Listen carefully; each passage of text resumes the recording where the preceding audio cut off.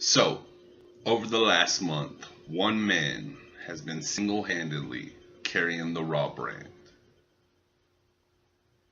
Title defense after title defense after title defense. Let's not forget this man lasted 57 minutes in a gauntlet match. And this man is Seth Rollins. And the Kliqpod and the Kliqpod Nation just want to wish Seth Rollins a happy birthday. Way to go, Raw is Raw. Raw is Rollins. Rollins is Raw. All day long, man. Damn, I hope it doesn't stop. Let's continue it. Keep it rolling. With that being said, what are we here for? The Monday Night Review. Hey, roll the intro.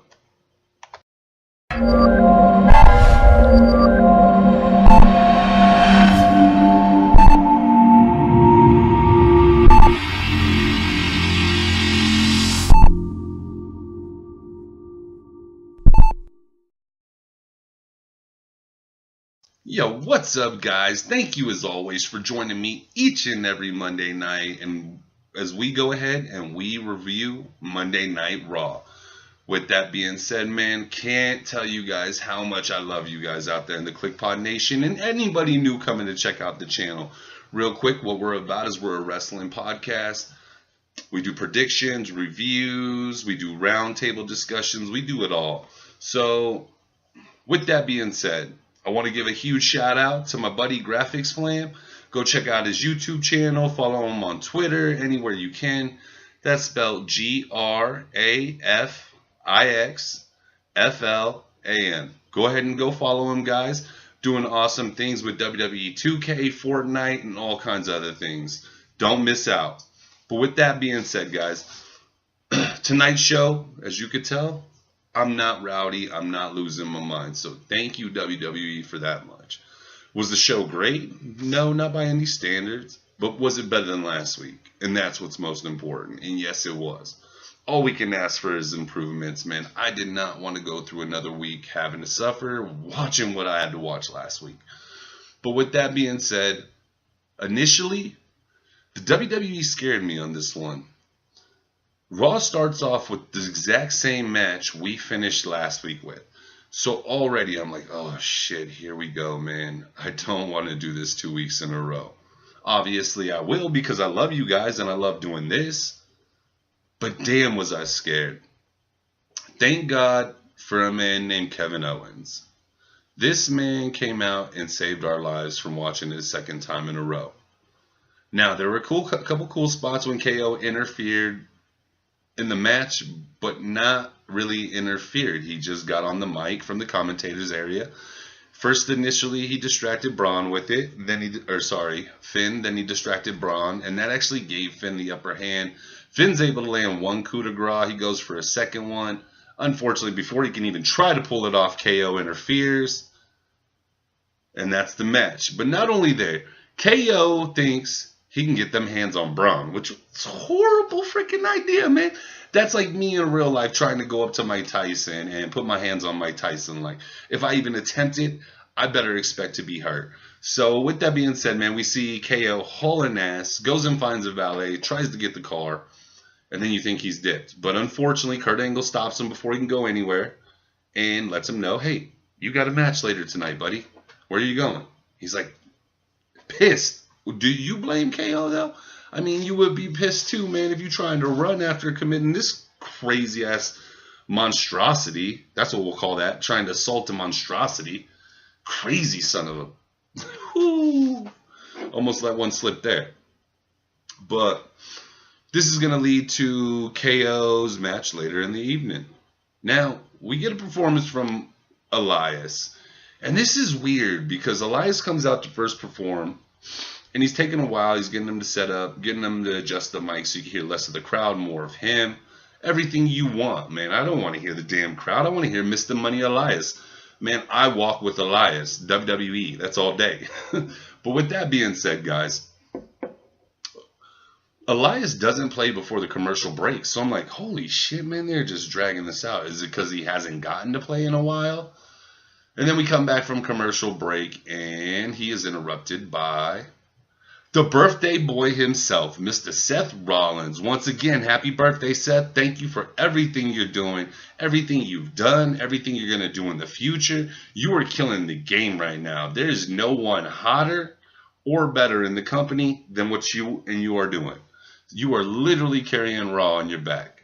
Raw is Rollins, Rollins is Raw. But with that being said, this sets up Seth Rollins' Intercontinental match versus Jinder Mahal. The match itself was pretty decent, man. Seth actually carried Jinder, once again, just showing Seth is one hell of an in-ring talent. But Seth gets himself disqualified by beating the shit out of Jinder, and then he beats Jinder out of the arena, pretty much. He goes up to celebrate on the commentary booth, and that's when things get sticky. That's when you got Elias coming from the back with the guitar and just laying a shot into him. Then you see him flying forward off the commentary area.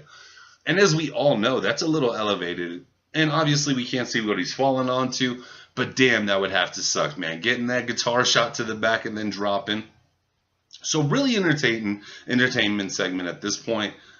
The next part is one of the small nitpicks I do have for the evening. I didn't enjoy the segment with Nia. Nia comes out to the ring. She's going to put on a little training exhibition. Ronda interrupts her entrance, goes to commentary, and then Nia has this woman in there, and she has this woman first put on an arm bar, lifting her and showing she can just slam her right out of the arm bar. And then Nia has the crazy absurdity to display that she could destroy Ronda in somebody Ronda's size. And obviously she proves this. She could destroy a lot of people. But I just don't like what they're doing here. I think they rushed it. This was kind of an unexpected move for them. And now they're rushing a storyline that just is really flat and boring. And that's an absolute bummer, man, because you want Ronda's first title shot chance to be historic, huge. And I know the mainstream media's making it seem like it's such a huge thing, but we as the WWE universe aren't for a second, especially here at the Kliqpod. This is just really rushed, and we're really seeing the effects of how rushed this has been. But with that being said, Ronda comes down to the ring to try to intimidate Nia. It doesn't work. Nia actually just ends up turning her back to Ronda, chuckling and walking out, which is just a sign of disrespect to Ronda. I mean, why should she respect Ronda? I don't blame her for 1 second. I totally understand where this segment's going. I just don't like how it's portrayed, and I just wish we had more time to let this develop, more time to let this simmer. And I know there's some of you out there we still 3 weeks away, but that's not enough. Like, first off, I don't even believe Ronda should be in this match. She's shown me nothing. Now you're just playing off her name. Like, wouldn't her name have been more in a year after she's proven she could last in this industry? That she could be one of the top women in this industry?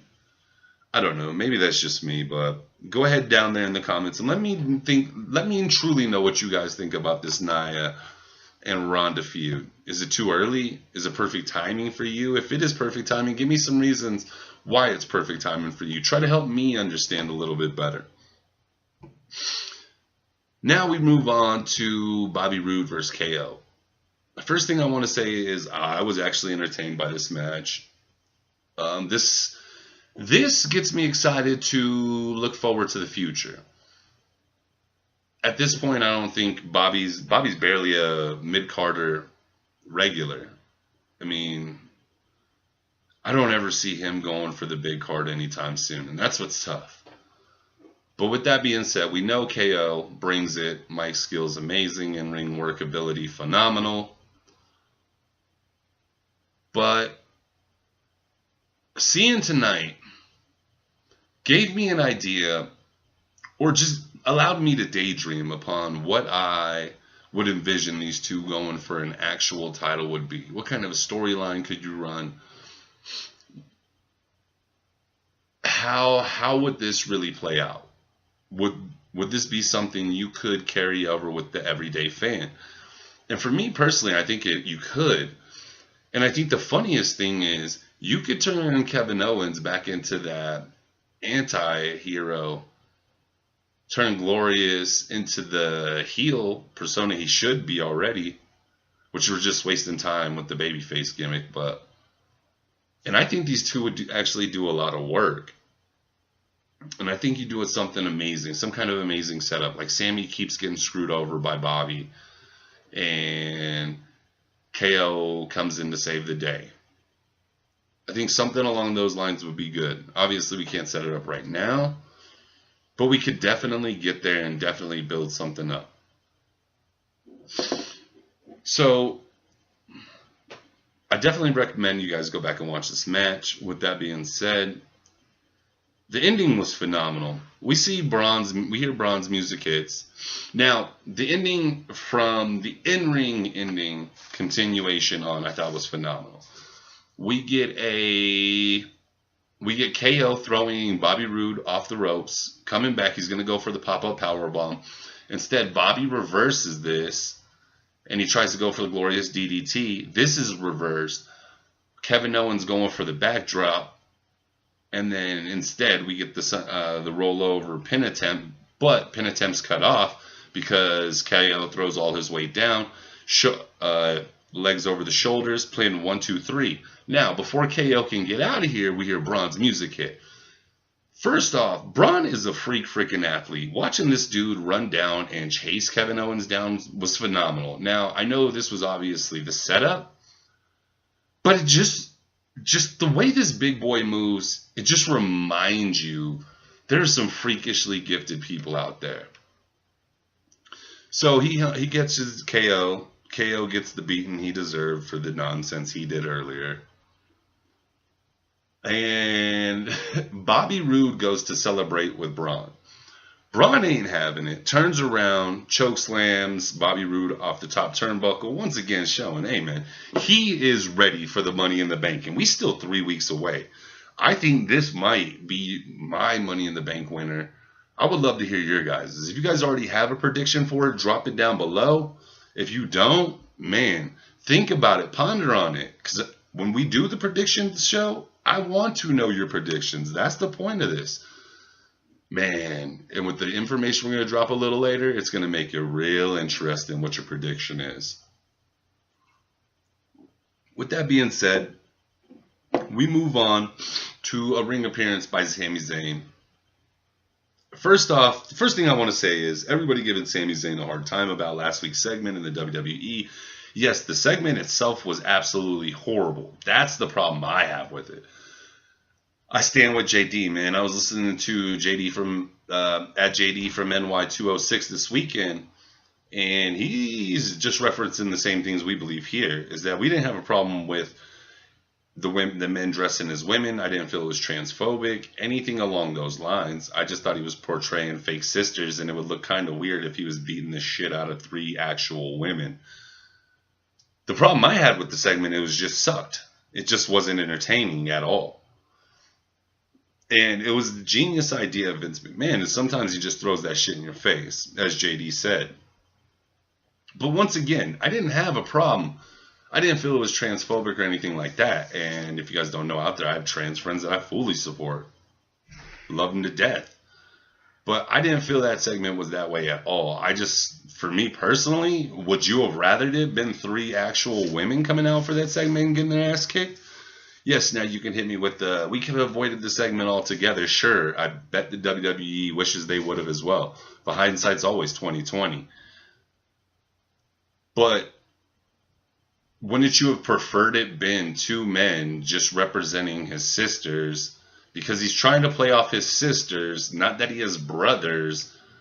So he's trying to play off the sisters, and he was able to assault them because they're men. No, it wasn't assaulting transgender men. So that's a weird argument for me. Tonight's segment was about Sammy apologizing. About the transphobia from it. And that's what I wanted to touch on. That's why I wanted to touch on it a little bit before this.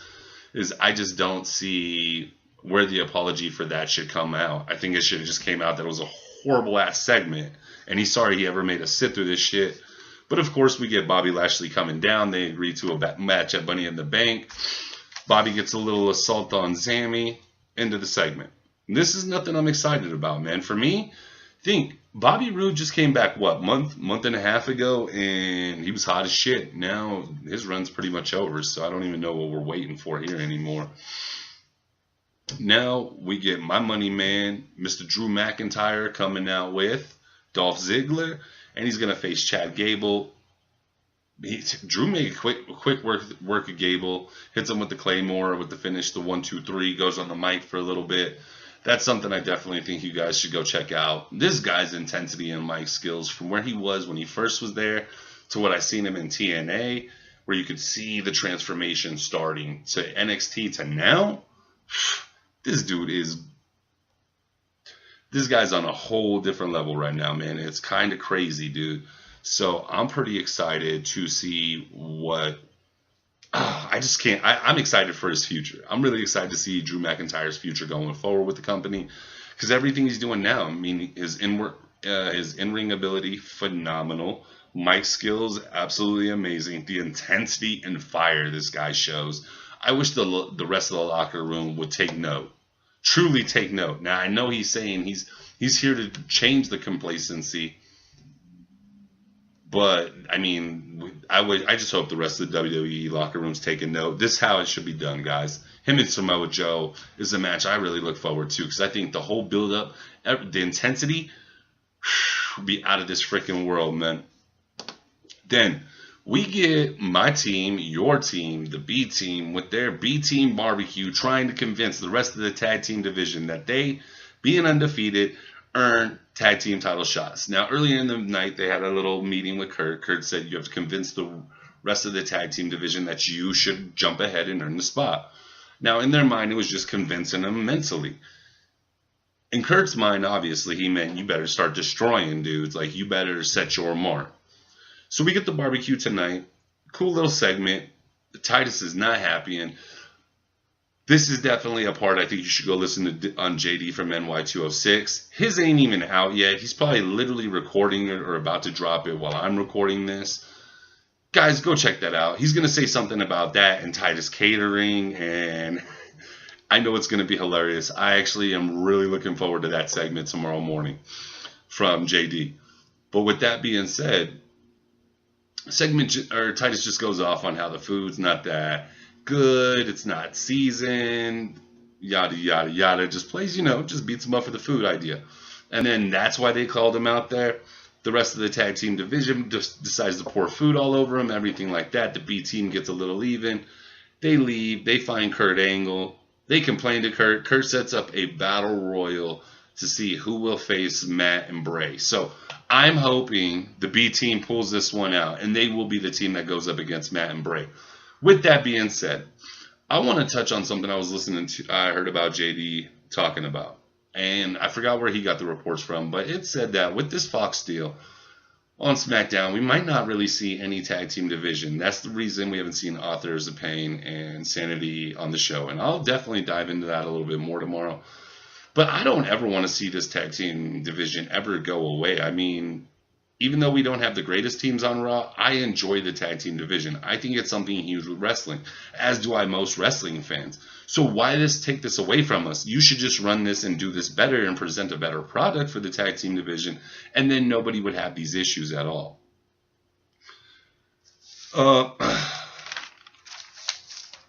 Now, this is where the show gets really good to me. First off, I don't want to see the female version of Seth Rollins, because then I know there's going to be women out there who have issues with that, me representing her, comparing her to a man, why can't she just be herself, everything like that. But watching Ruby Riott in the Gauntlet match tonight reminded me of Seth Rollins on that Monday night with him last. And yes, she didn't win it like he didn't win it. But the performances they put on, I think this is going to be the start to something that we're really going to see Ruby take hold and start running with things. I'm very excited. What I watched her do tonight in tonight's Gauntlet match was amazing. It replicated what I seen from Seth. Now, the idea is it replicated it differently, but it replicated the intensity, man. How proud I was of her. Like, damn, seeing this woman just continue to grow, you could tell she's working so hard. Like I always say every week, she's got the look. She's got the perfect look for Monday Night Raw. Man, I can't believe I'm saying this, but I remember at the beginning I wasn't even attracted to her, but now for some reason I am hugely attracted to her. I think her in-ring work is great. I think she's able to tell a story in the ring. I think she has great mic skills. And tonight, showing me she could go, man, that just completed what I need to know. To know this woman is she is a star now, soon to be WWE Women's Champion superstar.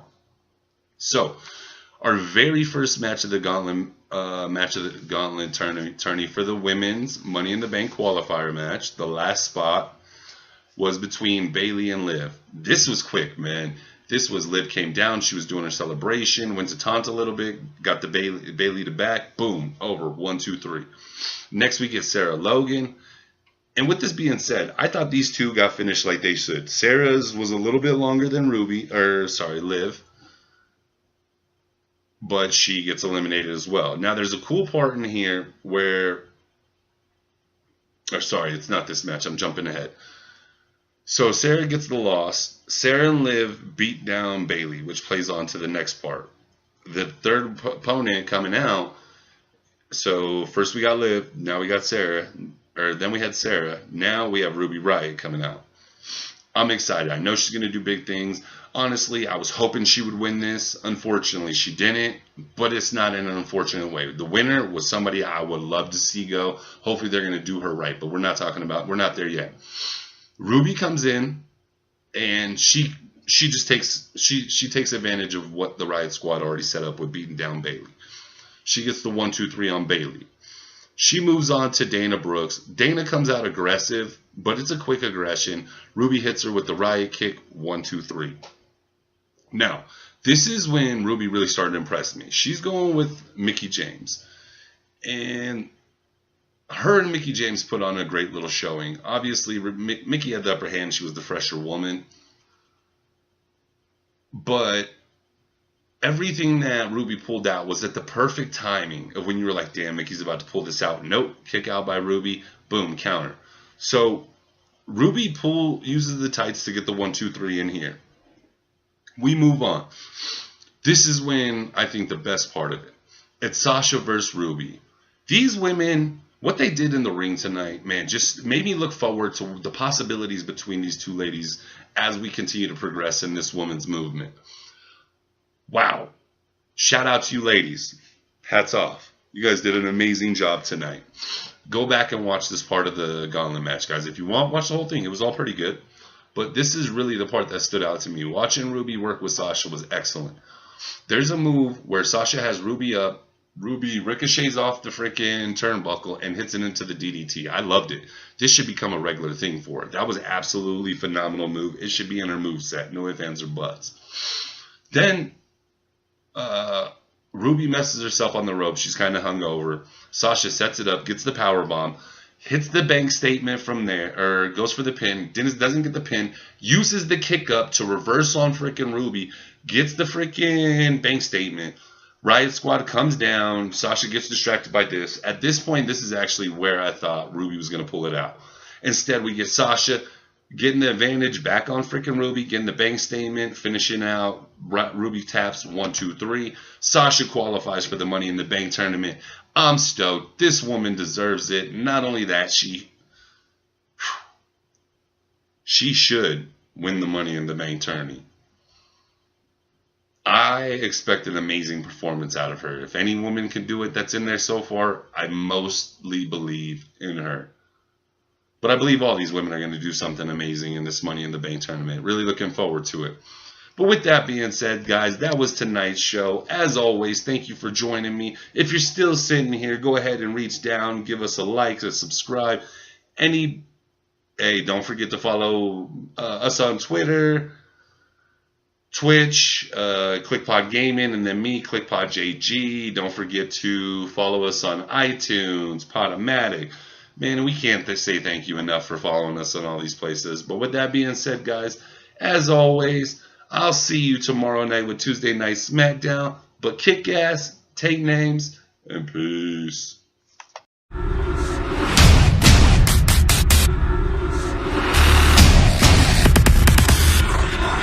Kliqpod.